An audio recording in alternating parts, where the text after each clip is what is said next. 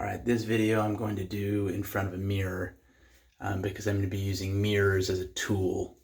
And the idea here is to use different looks at a mirror as a way to kind of flex the lens of your attention. The model I have here is that kind of like with a camera, the soul, which I think is manifested in the human heart, opens or closes like the aperture, right? That allows the light through to hit the film, or these days to kind of allow the digital image to come through. So that's how awareness, right, the deepest form of seeing happens. And then just like on a camera, especially like a quality professional camera, you can use a series of different lenses to get different types of depth and focus and breadth and things like that.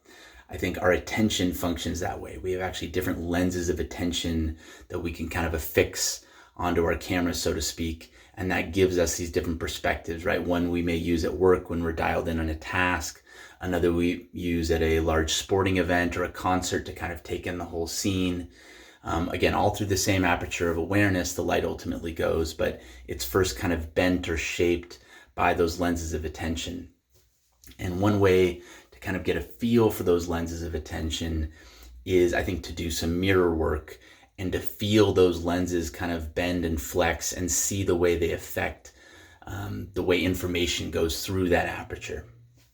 And so we're going to just go ahead and dive in, and feel free, if you have a mirror accessible, to do this video in front of a mirror and to kind of follow along on the activities I'm doing. I think you'll find it fun. Okay, so the first one we're going to do is kind of the standard mirror gaze, right?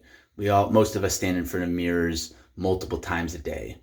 And if you're like me, when you typically look at a mirror, what you actually do is you look into the mirror and you see reflected a 3D image of yourself. It's almost kind of like seeing yourself or your mirror twin looking back at you, right? You're seeing into the depth of the mirror and seeing yourself in 3D form. So just spend about 5, 10, 15 seconds looking in the mirror that way, and just notice how it feels. Notice how it feels in your eyes. Notice how it feels in your face. If you can kind of sense into your brain or into your thoughts and kind of get a feeling of what's going on there, just kind of feel what it's like and look there and have the experience.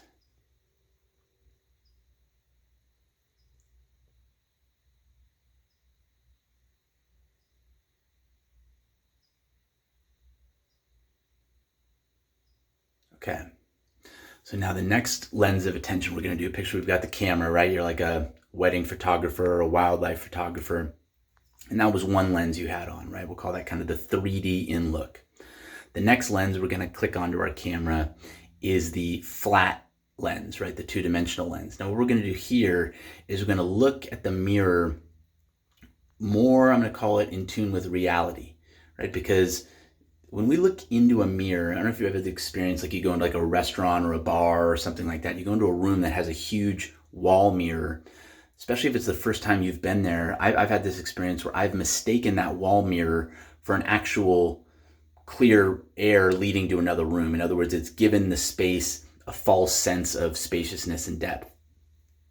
And that, of course, is an illusion, right? And when we're looking at a mirror and we're seeing ourselves as though we are in the mirror, right? As though like the mirror itself has depth, as though the glass of the mirror is almost a window, and some other version of ourselves is looking on the other side. And when my hand approaches the mirror, right, and then touches the mirror, it's almost like that person, almost like a prison visit, right? Their hand is coming from the other side to join mine. That's, of course, all an illusion and a fabrication of the mind, but that's actually, for me at least, kind of the default setting I have when I come to a mirror. So now we're going to click the other lens of the camera in, a second lens. This is the flat one. And what you're going to try to do is actually to see physical reality a little more plainly. Here, what you're going to do is you're going to actually look at the mirror as it is, right? Which is a flat piece of glass, black, backed by some kind of reflective surface. And when you look, it's easier to do this if you kind of look to the sides of the mirror first to kind of get a sense of its plane. And then what's going to be tricky is when you look back at yourself, especially when you meet your own gaze or look at your own face, see if you can sustain that lens of seeing the mirror flatly, right? So instead of seeing depth or 3D into the mirror, see if you can actually look at the surface of the mirror itself, right? The reflective quality of the mirror as opposed to the kind of 3D hologram reflection of the mirror. So let's try that. Just look at the surface of the mirror and try not to see depth into it. Even if you see yourself reflected, just focus on the surface of the mirror.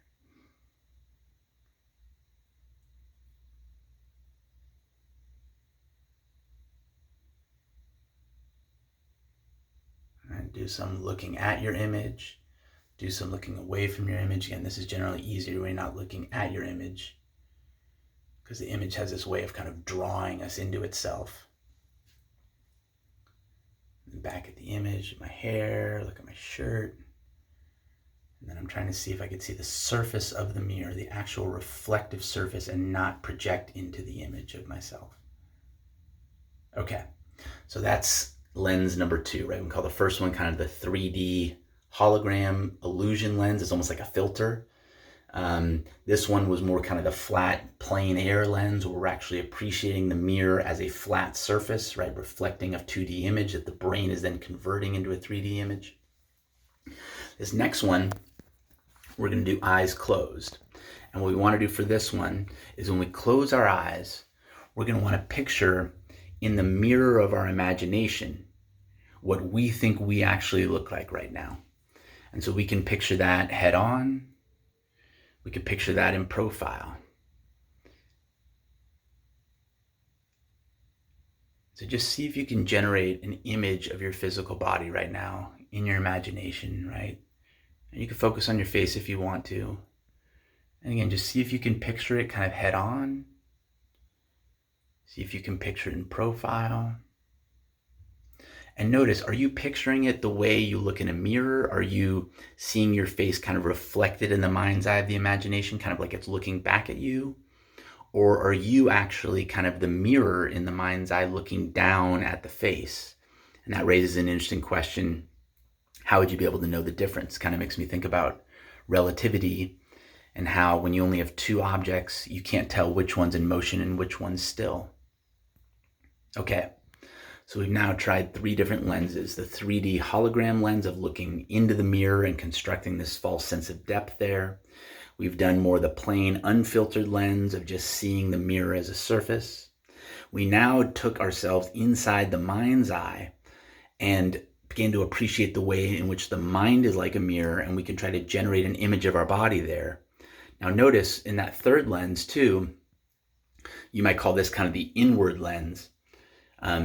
This was also, to a degree, a figment of the imagination, a construct of the mind. Of course, our physical body was not in the space of the mind to be seen there, so we were essentially rendering it there, conjuring it there, right? Recreating based on what we sense or remember our body to look like. We kind of recreated the image of it there. Now, the last one's not going to be available to everyone, but if you do have like a mirrored medicine cabinet, or if you have a handheld mirror, you can do this 4th one, which is to see yourself essentially in triangulation in the mirror so that you could see your own profile, right? Because when I'm looking at a head-on mirror, one limitation is I can only actually see myself looking into my own eyes, right? If I look down at my arm, right, I can see my reflected image of my arm, but I can only see like the faintest in my periphery of my eyes. I cannot actually look steadily at my eyes without looking into my eyes. So now if we triangulate the mirrors, now I can actually see myself in profile, and I can look directly at my eyes, because right now I'm looking at an angle of my eyes. Now this is kind of like cutting your own hair. It gets a little tricky, but I'm actually kind of looking right here at my eye. Of course, I'm looking out from here, but then the way the image is getting bounced back, I'm seeing kind of the side of my eye and myself in profile. And I can turn my head, and now I can look straight on, but I can see in my periphery this profile version of myself talking. And if I stick my head forward here, let me see if I can capture this.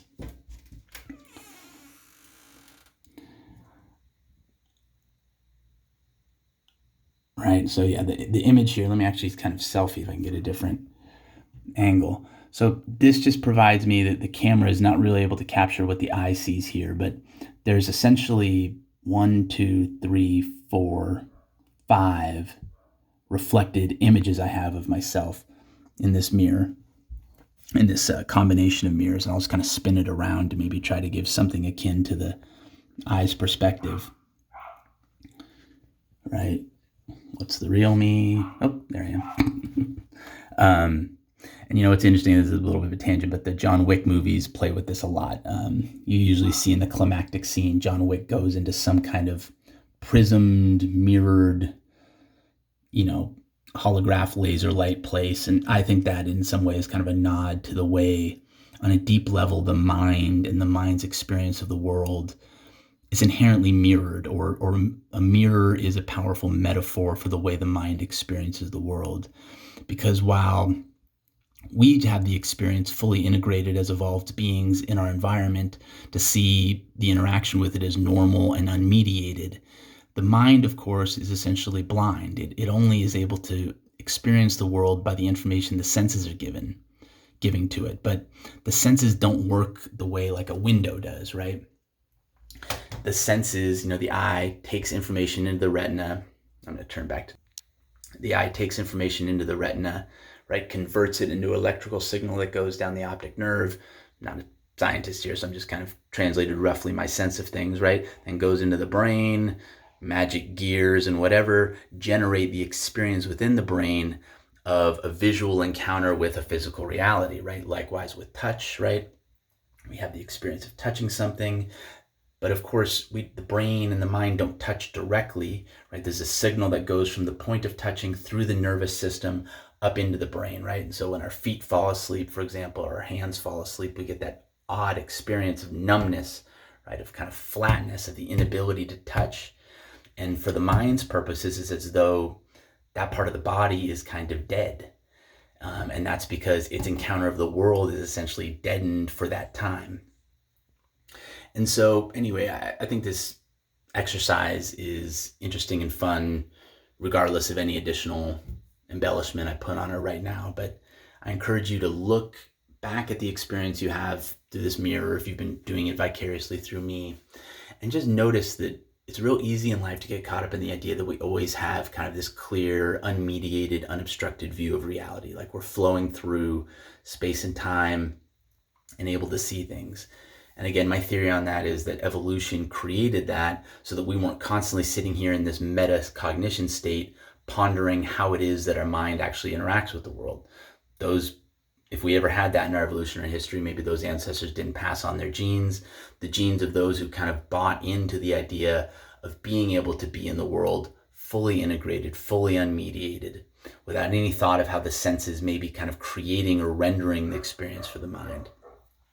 And what I think this does, I hope, is shows that the view is simplistic and that the relationship between the mind and the world is much more interesting and dynamic than that, right? You can fall into kind of a negative framing of it, call it complicated, messy, things like that. And there's truth to that, but I think that the truer expression of it is to say that it's more dynamic and interesting than that.